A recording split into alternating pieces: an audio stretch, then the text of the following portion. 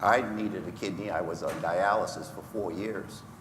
And I'm an O, so O is the universal donor. We can give to anyone, but we can only accept a kidney from an O.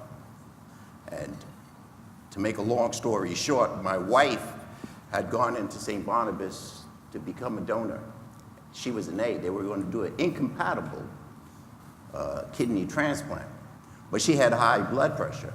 My wife left the hospital, went to work, ran into Ken, and Ken asked her, her colleague, said, well, wow, what's wrong?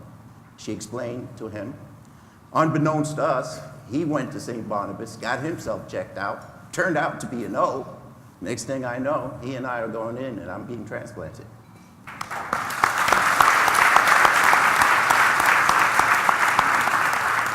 As a kidney donor, someone asked in the audience, how can I be the best advocate for organ and tissue donation?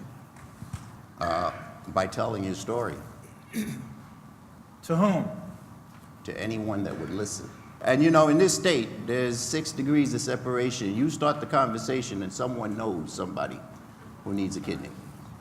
What's up with that? Someone knows someone who had a transplant. Should donor and donor families get paid for donating organs? Yeah, well, you're quick on that one. Go ahead. The answer is yes. Yes! Yes. Make the case before they boo. When I first became a board member at the New Jersey Sharing Network, the waiting list in New Jersey was 8 years. If you have to wait 8 years for a kidney, some people are not going to get kidneys.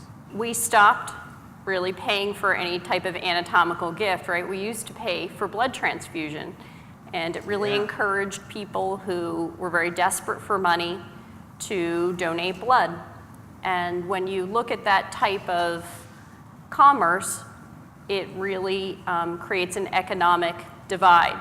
Oftentimes, these are people who do not have good access to medical care. Once, they receive their reimbursement for donation, for instance, of a kidney, they tend to not receive any medical care, and they do very poorly. And I believe that it should be a gift without any expectation that there's any compensation for that. Everyone benefits from the organ and donation process financially, essentially, right? Somebody is able to now lead a productive life, go back to work. The organ donation process benefits by it. I have a job because of it. Right. So I think there should be some mechanism for financial compensation. You do? I do. I think should think that should be a possibility. If only patients that are waiting that had the money to buy a kidney were able to get transplants, then that would go right along with the myth that is believed that only people that are wealthy or famous get a transplant. Right. And the system that we have in place, the system we currently have in place is a fair system. Right.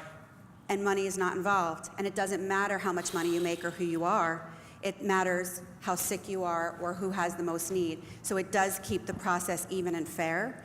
And if we go to a process of paying for an organ, we may go back to what Dr. Fless was kind of referring to. And then the other thought on that is that this survivability of that organ, so I thought that may be where you were going to go with that, but if somebody needs the money so badly and they don't have the medical care, maybe their organ isn't actually a great organ, and yet that's the organ that is being bought for yourself may not be the best choice. Your surgeon may make a better decision on an organ for you.